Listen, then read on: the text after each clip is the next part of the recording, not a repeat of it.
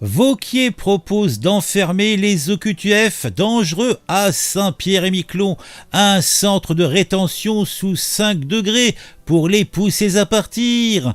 En lice pour le LR, il surenchérit face à Retailleau, mais choc, valse crie au colonialisme, Le Pen refuse, les locaux s'indignent. Historiquement pourtant, ça rappellerait bien le bac de Cayenne, qui a été aboli en 1938. Entre fiasco des expulsions, 13 000 sur 140 000 et le buzz tactique, la France grince des dents devant ce cow-boy de la droite dure qui rêve de frontières blindées.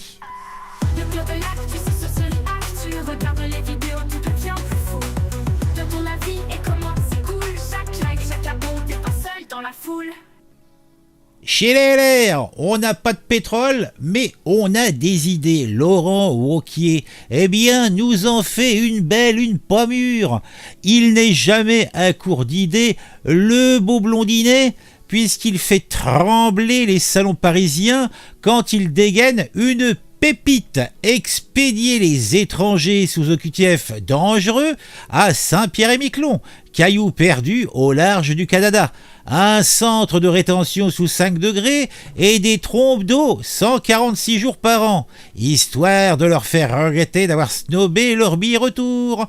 Hors Schengen, pas de comeback en douce vers l'Hexagone, ça vous rappelle pas quelque chose? Le bac de Cayenne, c'est moustique et sa fièvre jaune, mais version polaire. Wauquiez vend du rêve, un aller simple pour l'enfer blanc. Et tant pis si les 6000 habitants locaux n'ont rien demandé, oh là là que non.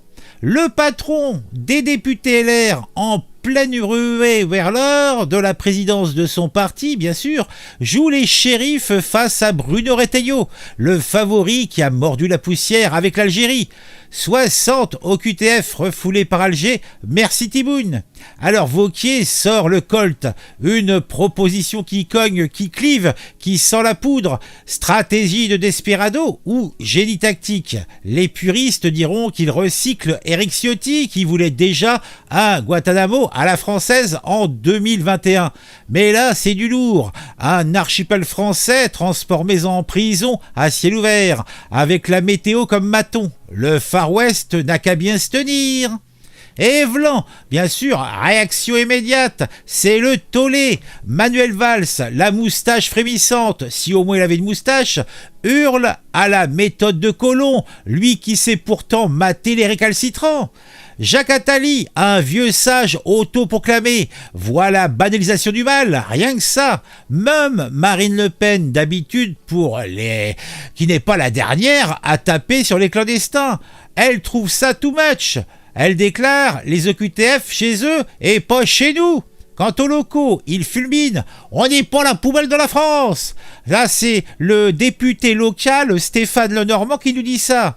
Wauquiez voulait du buzz, il a mis le feu à la plaine. Et tout le monde tousse dans la fumée. Oui.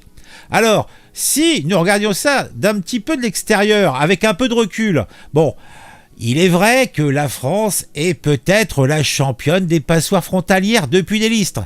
Oui, jadis, on expédiait les indésirables au bagne, direction la Guyane, pour purger leur peine sous les tropiques. Aujourd'hui, les OQTF rigolent. 140 000 OQTF prononcés en 2024 et seulement 13 000 expulsés.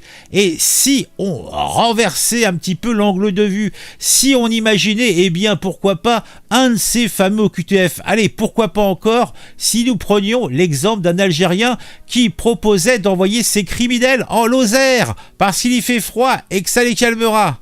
Bon, c'est clair que je suis pas sûr que l'Élysée serait content, mais pourquoi pas?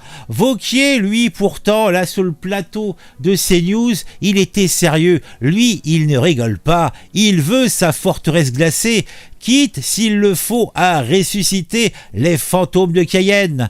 Mais bon, entre le dire et le faire, il y a un océan et dans le cas présent, ça sera pas l'Atlantique. Ah mon Dieu. Ah vraiment, nos politiques ont du talent hein, pour nous faire rire.